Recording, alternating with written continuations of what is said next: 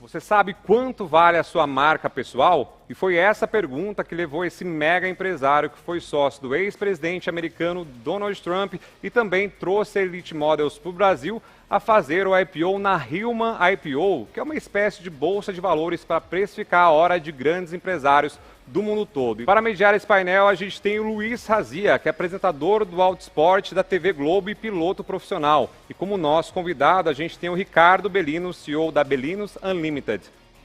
Olá pessoal, sejam muito bem-vindos a este painel. Iremos falar aqui sobre IPO pessoal com o Ricardo Bellino. Ricardo, muito prazer em estar aqui com você. Alegria minha poder estar aqui novamente, depois daquele temporal da pandemia, onde eu participei pela primeira vez, e agora poder participar com vocês e poder ter o prazer de fazer parte dessa edição que vai ter pela primeira vez, né, um evento presencial. Bacana. A gente está no momento pós-eleição, né, Ricardo? Então esse evento é muito importante para a gente discutir todo esse cenário macro, mas com você aqui eu quero explorar muito a sua carreira aqui como empresário, inspirador e várias atitudes que você teve no caminho, né, como empresário, até chegar aqui. Então eu queria que você falasse um pouquinho dessa história inicial, ainda muito jovem, né? Largou a faculdade e cara, foi empreender sem muito conhecimento, mas já com talvez uma visão na cabeça, né? Se puder comentar isso. Não, com certeza. Eu até para contextualizar e trazer um pouco para o ambiente, né? Que é um ambiente de finanças e de investimento. E eu deixei a faculdade de economia, né? Legal. Achei aquele ambiente muito entediante para mim, né? Eu era um jovem muito, assim, com uma dinâmica e uma inquietude muito grande, né? E eu quero dizer que já naquela época eu apostei numa tese de investimento. Legal. E era investir em mim. Investir no meu conhecimento, no conhecimento da escola da vida, no conhecimento prático. Legal. E muito interessante, porque isso tem 35 anos, que foi o início da minha jornada, e eu apostei numa tese, que é colocar a felicidade na frente do sucesso. Curiosamente, Harvard tem hoje o programa mais popular, que se chama Happiness.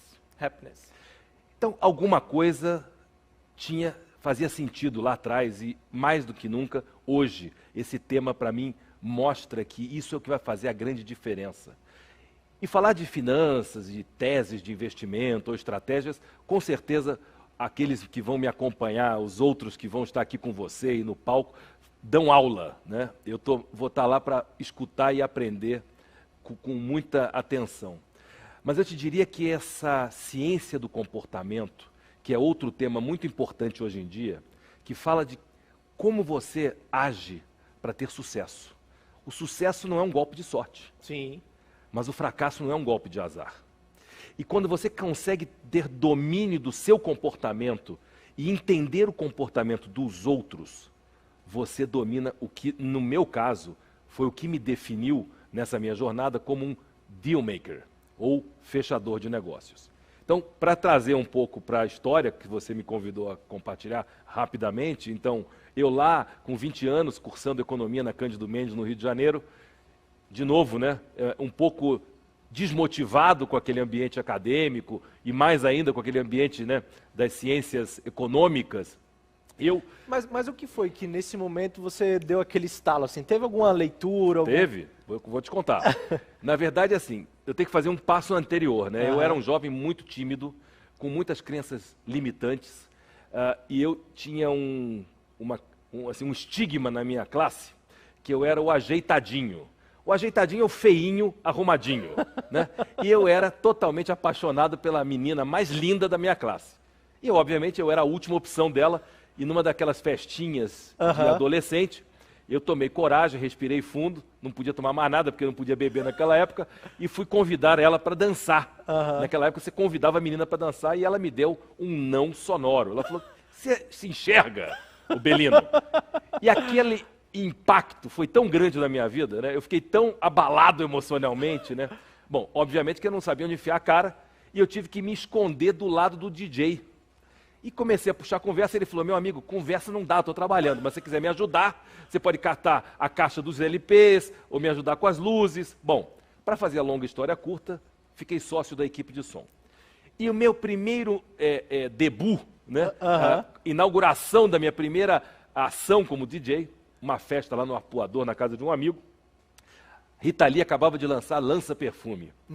E aí eu comecei a festa e eu tive uma sacada. Eu vi as pessoas eufóricas cantando o refrão da música Lança Perfume. Eu decidi, então, tirar a música enquanto elas cantavam. E as pessoas continuavam cantando. Elas não pararam porque a música saiu. Sim. E eu esperei aqueles segundos e voltei com a música e elas estavam cantando exatamente naquele ponto. Naquele momento, eu comecei a reger uma orquestra de gente.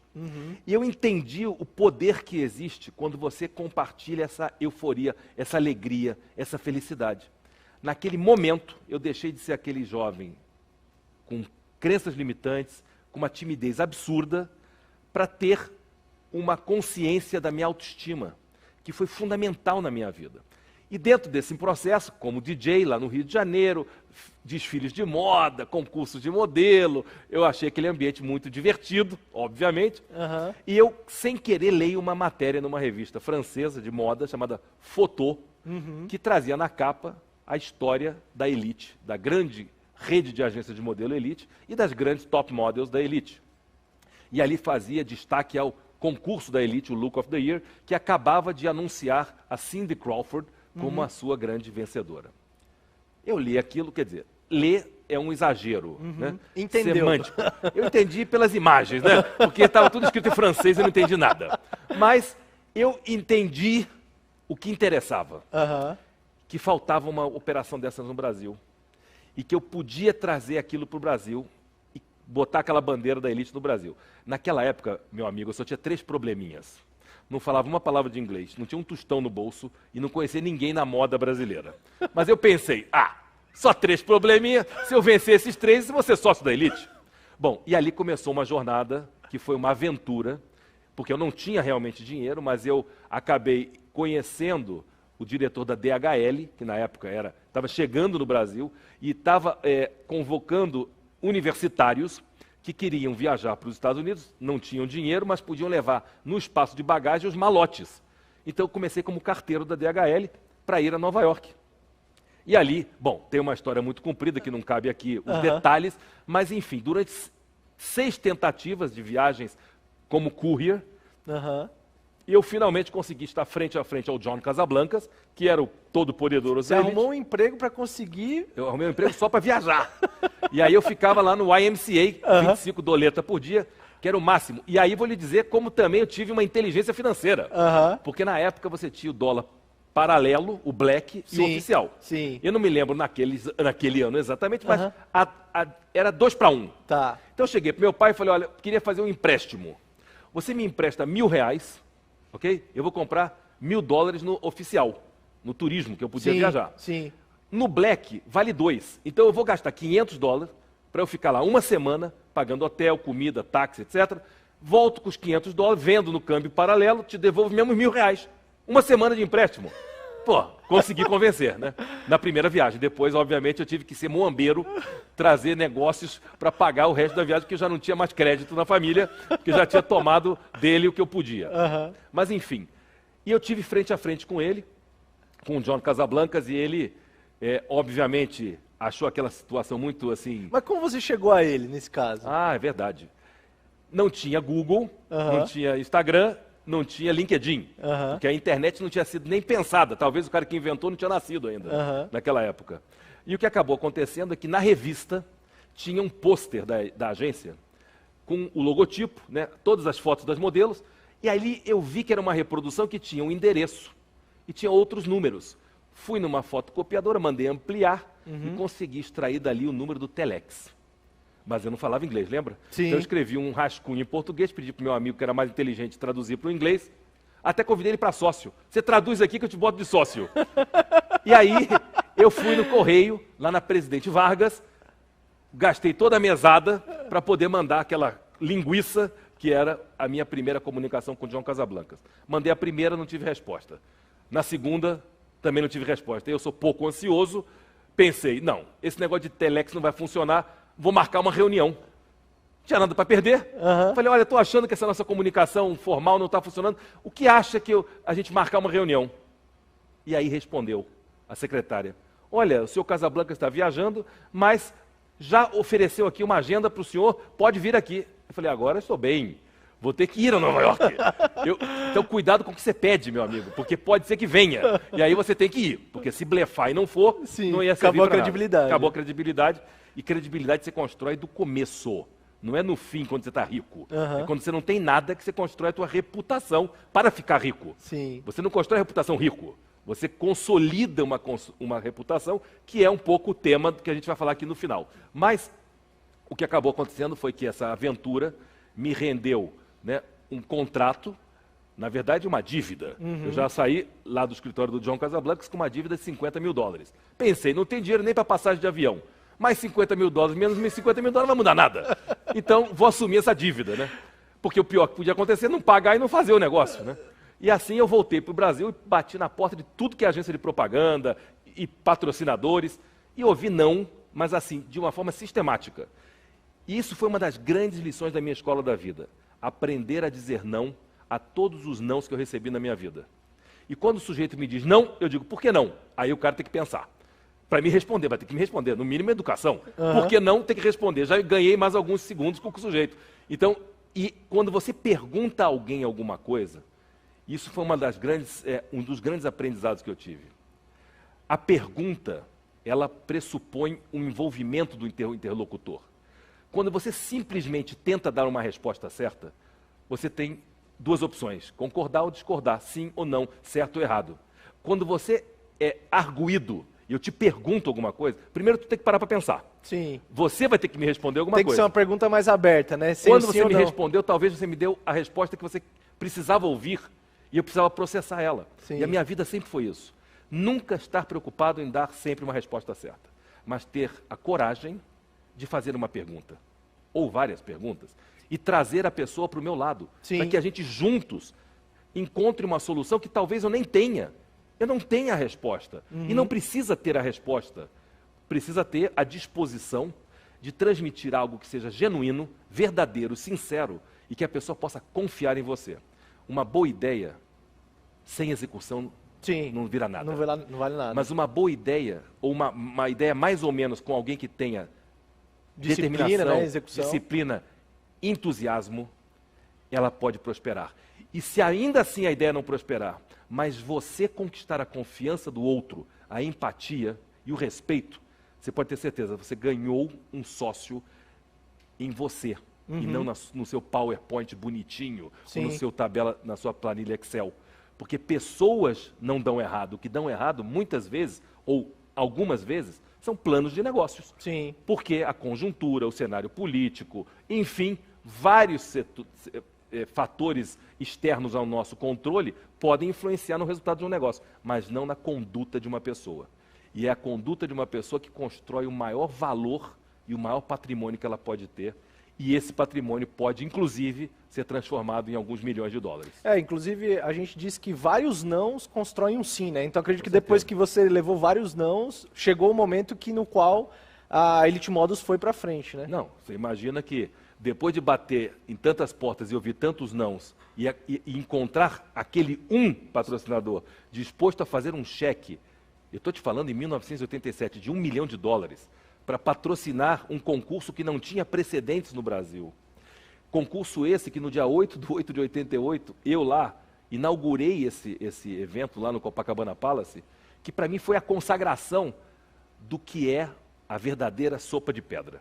Você começar algo sem nada, mas com muita paixão, entusiasmo, dedicação e a confiança de que você vai vencer todos os obstáculos até dar certo. Não é quando der certo, é até dar certo. E a Elite foi uma grande aposta minha, contra todas as previsões dos meus melhores amigos, que achavam que era uma loucura, que não ia dar certo, e como eu odeio concorrente, todo mundo que diz que a minha ideia é uma loucura, que não vai dar certo, não quer competir comigo, porque acha que a ideia não vai funcionar. E assim, eu não tenho que competir com eles, talvez com outros, mas aqueles que estão perto de mim não vão competir, porque eles não acreditam. Esse é o meu pensamento. E assim, você imagina que aquele jovem que tinha tudo para dar errado, lança a Elite, um grande projeto, na verdade, mais do que um concurso ou de uma agência, se tornou uma plataforma que conectou o Brasil às passarelas mais importantes do mundo e serviu de plataforma de lançamento, por exemplo, da Gisele, que foi e é até hoje um símbolo não superado, né, da mais importante modelo do mundo. Sim. Né? Então, olhar para trás, né, e ver o resultado desse esforço, desse sonho, que custou caríssimo, porque sonho de graça não existe. Sim. Se você não estiver disposto a pagar o preço pelo seu sonho, é só utopia, é só ilusão. Você tem que estar disposto a pagar o preço, ouvir os nãos, ser contrariado e ter que gerenciar as suas frustrações. Porque se você não gerenciar as frustrações dos nãos que a vida lhe der e de todos que vão reprovar as suas ideias, você não vai ser bem-sucedido na sua vida. Que eu acho que é um ponto que muita gente hoje tem dificuldade, né? Inclusive, outros painéis que a gente teve aqui na Money Week, inclusive com atletas, fala exatamente de saber lidar com as frustrações, né? Para voltar à resiliência, né? Que é voltar à forma normal e tentar novamente mais uma vez. Claro. E, Ricardo, vamos pular para esse papo do Human IPO, que isso é muito interessante, eu queria que a galera escutasse. A concepção e ideia já existia. Como é que foi toda essa negociação e para a turma entender o que é o IPO pessoal? Bom, vamos né? lá. Eu acho que assim, eu acho que é importante para que aqueles que estão nos ouvindo, né, entenderem um pouquinho. Então, assim, existe uma trajetória, existe alguém que quebrou o paradigma do impossível lá atrás e foi de uma maneira serial, né? Eu sou um empreendedor serial que estou sempre, vamos chamar, oscilando entre empreendimentos e iniciativas capitalistas, empresariais e sociais. Por exemplo, na época da Elite, eu trouxe para o Brasil a maior campanha de conscientização sobre o câncer de mama dos Estados Unidos, que era também considerado um mico, que não ia dar certo no Brasil, e eu consegui vender 14 milhões de camisetas no país. E transformamos isso num grande movimento. E eu entendi que a minha competência como empreendedor também deveria ser aplicada em projetos sociais. Legal. E a partir daquele momento, todas as minhas iniciativas trazem um componente social, inclusive falaremos sobre isso no caso do IPO pessoal. Bom, então essa trajetória que passa da Elite para a campanha do câncer de mama, a minha, vamos chamar, muito divulgada lenda do empreendedorismo com Donald Trump, né, que nos tornamos sócios, amigos e coautores de um best-seller mundial, de uma reunião que tinha tudo para terminar em 3 minutos, porque ele me deu aquela sentença americana de morte, you have 3 minutes, para se livrar de mim, e no final nunca mais se livrou de mim, já passam-se mais de 20 anos. E o nome do nosso livro é You Have 3 Minutes. E ele escreveu a introdução do livro, reconhecendo que, de fato, eu não me curvei àquela arrogância ou aquela enfim, soberba, né? soberba dele, e enfrentei. Mas não enfrentei com respostas, enfrentei com perguntas que ele não sabia responder. E ali ele ficou admirado e pela dinâmica da conversa naqueles 3 minutos, ele convidou os outros da sala a se retirarem, pediu para a secretária para fechar a porta, tirar uma nível. Isso vai acontecer, ou pode acontecer, e você tem que fazer isso. Não, é o imprevisível. Quando alguém te diz, você tem 3 minutos, não é que alguém te avisou antes de pegar um avião no Brasil, você só terá 3 minutos. Não, meu amigo, foi avisado na hora, pelo próprio. Então você imagina como é que os seus hormônios ficam naquele momento para lidar com essa história. Bom, e todas essas, enfim, diferentes histórias, e que obviamente hoje com a facilidade das redes sociais é muito fácil de ir lá e olhar e pesquisar, ter a curiosidade, como eu tive para chegar nos meus negócios, né? Só que aconteceu o seguinte, no ano passado, eu passei já há 15 anos a desenvolver uma atividade ligada à educação e ao empreendedorismo, que eu batizei de Escola da Vida. Escola da Vida. Já que é a escola que eu não tive. Sim. Eu criei a minha. E me diplomei a mim mesmo e a tantos outros, reconhecidamente, pessoas de grande sucesso, que não necessariamente tiveram uma formação acadêmica. Isso não quer dizer que não tenha valor, mas tem uma característica que nos une. Somos mais orientados à prática, ao fazer, ao correr risco, ao aprender com erro, que não são matérias do currículo normal de uma escola tradicional. Bom, e aí aconteceu uma coisa interessante. Eu comecei a fazer programas de mentoria muito importantes. Eu morei 11 anos em Miami, na ilha de Key Biscayne, de 2007 a 2018, e nos últimos 3 anos em Portugal.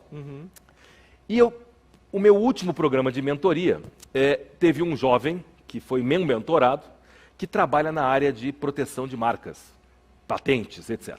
Legal. E ele chegou para mim no final para me agradecer e disse: olha, eu queria te agradecer muito, todos esses inputs que você me trouxe, esses insights, e eu queria te fazer uma provocação, Ricardo, porque hoje as marcas pessoais têm ganho uma relevância, uma importância muito grande, inclusive, muitas vezes, superiores ao valor das empresas, às quais eles poderiam estar associados ou não. Sim. Hoje nós vivemos o mundo do autoral e menos o mundo do institucional. Hoje você vê influenciadores, nosso querido amigo Ricardo Amorim, que vai estar conosco, é um influenciador importantíssimo, que tem mais prestígio do que muitos veículos para os quais ele colabora. Sim. Ou televisões, ou jornais, ou Sim, revistas. faz todo sentido. Houve uma mudança. E ele falou: Belino, você, mesmo não sendo uma figura popular, mas você tem uma expressão pública, como empreendedor. Então, eu vou te fazer uma provocação. Você precisa proteger a sua marca pessoal Belino. Todo mundo te conhece como Belino. Então, eu vou fazer o seguinte: você vai proteger essa marca em várias categorias, e daqui a um ano, vamos esperar que o INPI se manifeste, e você vai ter algo que é tangível, que é um patrimônio, que é um ativo intangível. Bom, long story short, fazendo de uma longa história curta, um ano depois ele me liga e fala: querido, saíram seus registros, você tem a propriedade do seu nome. Eu falei: bonito isso. Ele falou: mas eu quero te agregar uma outra surpresa e um presente. E ele falou: olha, eu desenvolvi uma metodologia para avaliar, fazer o valuation de marcas, de empresas, de indústrias, de comércio, etc. E eu fiz pela primeira vez um estudo científico para chegar ao valuation da sua marca. Ele me entrega um laudo técnico, denso, e eu fui logo na última página. Quanto eu estou valendo? Quanto que eu estou valendo? E vem lá um laudo que estima minha marca que vale 78 milhões de reais. Achei aquilo bonito. Falei: olha, agradeço. Inclusive, quando chegar em casa, direi para as pessoas que olhem bem com quem estão, né, sentadas ao lado. Né? E, enfim, naquele momento, achei muito divertido, bacana, porque era um estudo muito bem feito.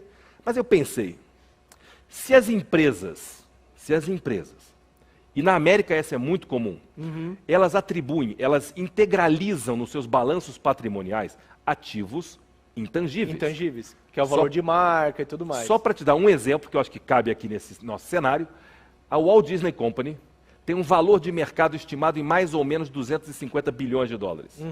110 bilhões de dólares são ativos intangíveis. Personagens, marcas registradas, não estou falando de parque de diversão, navio, carro. Nada físico, né? Nada intangível físico. mesmo. Bom, inspirado nesse pequeno benchmark, chamei meus advogados, meu contador, falei o seguinte: tenho aqui um ativo novo e eu gostaria de integralizar na minha empresa de participações, até porque tem um laudo que chancela um valor, tem um embasamento científico. Posso fazer isso? Pode. Vamos tentar. Faço um balanço patrimonial, integralizo as minhas marcas, junto o laudo e levo à Junta Comercial e à Receita Federal. Para minha surpresa, deferido. A minha companhia teve uma elevação de capital social em 78 milhões, porque eu integralizei a minha marca pessoal. Pô, que legal. Não é o laudo do teu amigo, por mais profissional que seja. Não, agora é uma chancela da Secretaria de Estado da Junta Comercial de São Paulo e a Receita Federal. Legal. Bom, agora, como é que eu faço para dar liquidez? Porque, bom, falei, será que dá para fazer um Pix? Não dá para fazer o Pix ainda. Como é que eu vou fazer o Pix? Aí, mais uma daquelas sincronicidades da vida, eu vejo umas histórias que tratavam do IPO pessoal do Pelé, que foi feito no ano passado, por uma plataforma americana chamada Human IPO. Human IPO. Bom, e aí entrei em contato com eles, falei: olha, vou contar minha rápida história aqui para vocês, tive esse reconhecimento, esse patrimônio incorporado no meu ativo, e eu gostaria de fazer uma oferta pública das minhas ações, a exemplo do Pelé. E eles acharam incrível a ideia, porque, bom, Pelé é um mito, é um esportista, mas não tinha um empreendedor que tinha transformado aquilo num ativo tangível. Porque você pode dizer, ó, eu acho que vale muito, mas não, acho é uma coisa.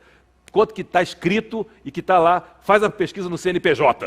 Quanto que é o valor da tua companhia? É uma outra conversa. Não é PowerPoint dizendo que vale porque a projeção do meu Excel está me dizendo que vale 1 milhão. Não, meu amor, é outra conversa. É outro jogo. E aí fizemos, e aí no dia 28 de abril, eu em Portugal, no Palácio da Bolsa, que foi a primeira bolsa de valores e de mercadorias da Europa, eu faço um evento simbólico, com o toque do sino, e lanço lá o meu livro, que eu vou deixar aqui para você de presente, que é o IPO Pessoal. E agora, no palco do Money Week, no dia 10 de novembro, no painel Pessoas e Relacionamentos, ao final de tudo isso, nós vamos fazer o primeiro pregão do IPO Pessoal no Brasil, com a minha oferta das minhas ações, para poder celebrar o que pode ser, de fato, um patrimônio que as pessoas nunca tinham pensado que pudesse valer tanto. Eu fiz uma primeira emissão já, e tive a alegria de ver a minha hora precificada em R$26 mil. Inclusive, no próprio Human IPO tem a hora precificada do... Como é que funciona lá? Você acha que vai chegar no Brasil muito rápido isso ou não? Bom, a gente vai lançar a plataforma aqui no Brasil. Legal. Né? A IPO Pessoal, ela nasce como uma plataforma. Eu sou o primeiro ativo a ser negociado na plataforma, e a partir do ano que vem a gente vai abrir para outras pessoas que tenham as mesmas características. E aí a própria plataforma vai poder fazer essa avaliação, Sim, fazer todos os... Tem alguns critérios. Por exemplo, no meu caso, o critério foi muito mais de avaliação de uma marca, né, do valuation dessa marca, com critérios muito mais profundos. Existem outras metodologias que nós já incorporamos dentro da plataforma, por exemplo, que é a quantidade de seguidores, engajamentos que você tem nas redes sociais. Hoje você já tem dados que permitem você fazer uma equação que você chega num valor atribuído ao teu tamanho da sua audiência e do engajamento da sua audiência, e você pode precificar aquilo ali como um ativo, como um goodwill que você tenha. E Ricardo, você acha que o IPO Pessoal, ou a plataforma em si, ela vai ser concorrente ou vai bater de frente com outras agências que têm influenciadores dentro, que hoje é muito analógico, né? Falar, eu quero lançar um produto lá, aí tem aquela agência com 20 influenciadores, aí fala, ó, tenho esses perfis aqui. É completamente diferente. Eu acho que é o seguinte, as agências continuarão e têm sua função muito boa de criar, de conectar demanda, oferta, clientes, campanhas. Isso não vai terminar. O IPO Pessoal é diferente. Eu dizer para você o seguinte, eu acredito na sua história, eu acredito na sua reputação, eu acredito no potencial de valorização do seu ativo, e eu quero ser teu sócio. É um sócio entre aspas. Legal. Obviamente... Digamos que numa ascensão lá do Luva de Pedreiro, que todo mundo conhece, eu falasse assim, pô, o cara já conseguiu, sei lá, 5 milhões, está bombando, vai fechar, eu vou investir nele. E eu poderia investir no... Bacana. Então, agora, presta atenção, para simplificar o raciocínio, né? Eu vim com uma referência do Human IPO, de uma hora a $5 mil, R$26 mil, R$433 um minuto, né? E antes mesmo de inaugurar a plataforma aqui no Brasil, já foi emitido uma primeira emissão de 8 horas a R$208 mil de uma pessoa que decidiu que queria comprar os meus tokens utilities para ter 8 horas comigo de mentoria. Já entreguei metade, vou entregar outra metade até dezembro. Legal. Então, assim, essa precificação depende de cada um. O que vai ditar o preço subir ou descer é o mercado. Sim. Se eu amanhã conseguir que alguém pague 30 mil a hora, a minha ação subiu. Se eu abro para um bid, que é uma das possibilidades, e você me faz uma contra-oferta e diz, olha, Belina, eu quero te comprar 30 horas, mas eu quero te pagar R$15 mil. Pode ser que eu aceite. E aí a minha ação caiu. Sim. Então vai haver, como em qualquer dinâmica de oferta, oscilações. Oscilações. E eu acho que, mas o que é interessante de tudo isso essa dinâmica de você realmente entender que você é a sua melhor marca. As pessoas não reconhecem isso. Eu acho que aqui tem um lado educacional, porque a plataforma ela tem uma abordagem educacional. eu fiz o meu IPO pessoal, mas não foi um infoproduto oportunista de momento para tomar o dinheiro dos incautos, o que a gente está vendo o tempo todo aqui. Não. Demorou 35 anos para fazer meu IPO pessoal. Sim. Por quê? Porque senão não teria um valor a ser listado. Senão eu não teria uma hora a ser precificada dessa maneira. Sim. Cada um tem a sua, mas o que eu acho que é importante é entender, independente se você fará um IPO pessoal milionário, não tem problema, mas se você entender que você de fato é a sua melhor marca, não é o cartão de visita que você está hoje, não é o crachá que você está pendurado no seu pescoço, é você. É você. É você que precede uma ligação telefônica ser atendida ou não. Sim. Quando você liga para alguém, o cara fala, epa, vou atender. Peraí, dá um minuto aí. Ou, manda me ligar outro dia. Essa decisão é a que começa um caminho para você fechar um grande negócio. Às vezes, uma ligação que não tem nenhum interesse de vender nada para ninguém. Porque ser um grande fechador de negócios é construir vínculos e alianças com pessoas que gostam de você, porque você respeita elas e não simplesmente usa elas quando você precisa. E esse teu livro aqui, ele conta boa parte da carreira, ele fala Não, mais do... Qual é o objetivo o livro dele? ele está muito mais focado nessa história de como construir uma marca, né? Ele começa mais no momento em que a marca foi avaliada em 78 milhões. Toda a sua história... Exatamente. Pô, e aí que tem legal. uma questão que eu gostaria de deixar aqui como conclusão, né, um pouco para você. Aqui tem, inclusive, ó, o certificado. Então, assim, simbolicamente, né, a pessoa hoje, inclusive, se a partir do dia 11 for subscrever uma ação, né, não precisa comprar uma hora, mas uma ação de 1 minuto, vai ter o livro do IPO pessoal e vai ter acesso a uma convenção, né, de acionistas coletiva, né? Então isso vamos chamar, é a entrada para você poder participar dessa grande imersão. Mas para, de novo, reforçar o meu compromisso com o social, e você vai ter a oportunidade de ler, o prólogo do livro, não é nem o prefácio, o prólogo, foi escrito pelo meu amigo Edu Lira, do Gerando Falcões. E 10% das minhas ações listadas, eu doei antecipadamente para o Gerando Falcões. Então, de tudo que for arrecadado dessa oferta pública das minhas ações pessoais, Sim. serão doadas para o Gerando Falcões. Você vai ler, aí você entende, quando você lê uma mensagem na abertura de um livro, que conta, que vem para as mãos de um jovem, líder como ele, comunitário, fantástico, né? Como ele reconhece essa atitude, como é que ele recebe essa atitude? Ele não recebeu o cheque ainda, mas foi a iniciativa. Quando eu estava lá em Portugal para fazer a prévia desse lançamento, eu entrei no palco com 5 mil pessoas de chinela havaiana. Havaianas da Quebrada, que as havaianas criaram para apoiar o Gerando Falcões, para dar uma chinelada na consciência das pessoas. Porque no final do dia é isso. Se a gente não tiver um compromisso com o social, se a gente não colocar a felicidade na frente, se a gente não estiver preocupado com a felicidade dos outros e achar que a gente vai fazer tudo só para que a gente fique mais rico e mais famoso, primeiro vamos ter um ambiente horroroso. Não vamos melhorar o meio ambiente que a gente está. E não vamos nos realizar. Porque esse círculo vicioso de só produzir riqueza sem compartilhar é uma demagogia. Isso não é sustentável. Então, para quem já viveu o sucesso e hoje vive o sucesso, continua nessa, vamos chamar, nessa jornada, Sim. A gente precisa ter aprendido alguma coisa. O que a vida nos ensinou? A gente vem aqui, tem milhares de pessoas assistindo nossos painéis. E aí? Não dá para simplesmente ser o objetivo, eu vou sair desse painel milionário. Sim. Vou achar um jeito de ficar rico rápido com Money Week. Não! Porque não é Money Week, é Money Life.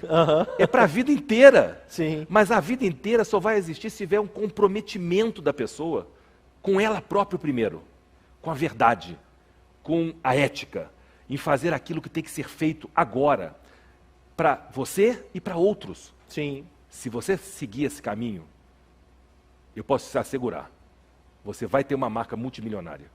Talvez você não consiga dar liquidez a ela, mas vai te dar o que dá para mim, a satisfação de lembrar aquilo que meu avô sempre me dizia: meu filho, a reputação de um homem é o maior patrimônio que ele pode ter.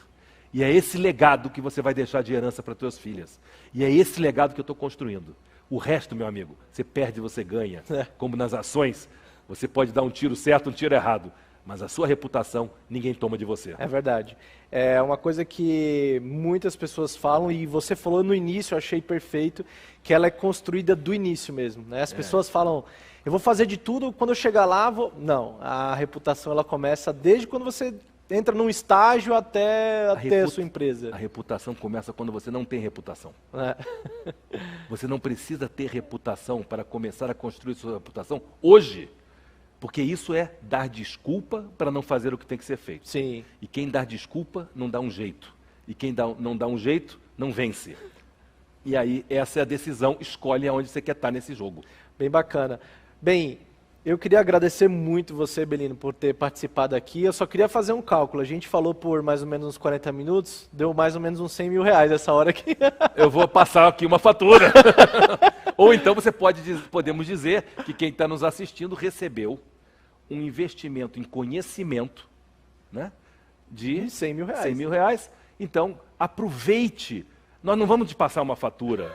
O que nós estamos te passando é a oportunidade de reconhecer esses valores que nós conversamos aqui, inspirar um pouco em pensar diferente, em olhar a sua vida diferente, em olhar as oportunidades que você tem diferente, em olhar as pessoas que estão próximas de você de uma maneira diferente.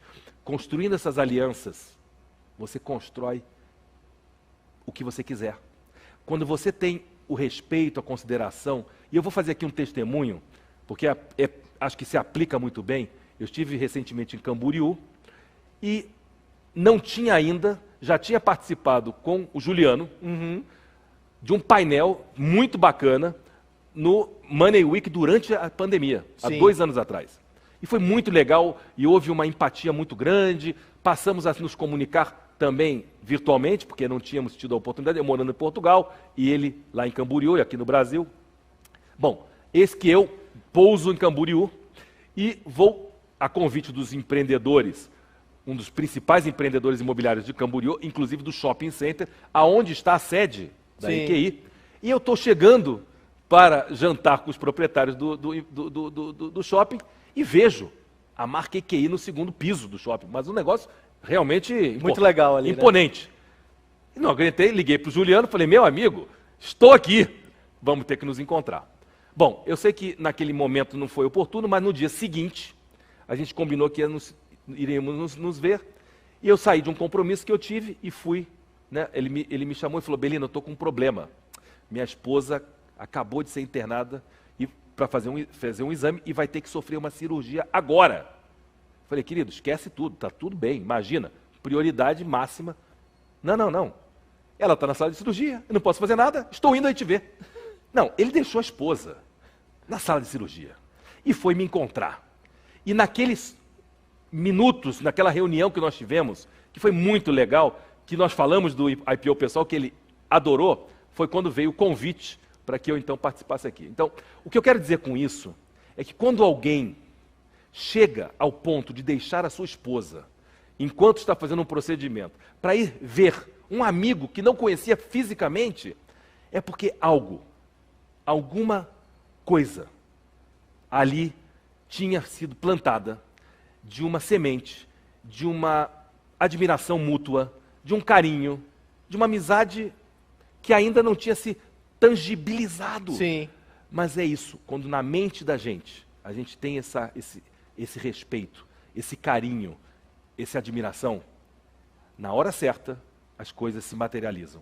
E hoje, estar aqui e daqui a alguns dias lá no palco, são a comprovação e materialização, né? Vale a pena ter uma conduta e lidar e zelar pela sua reputação.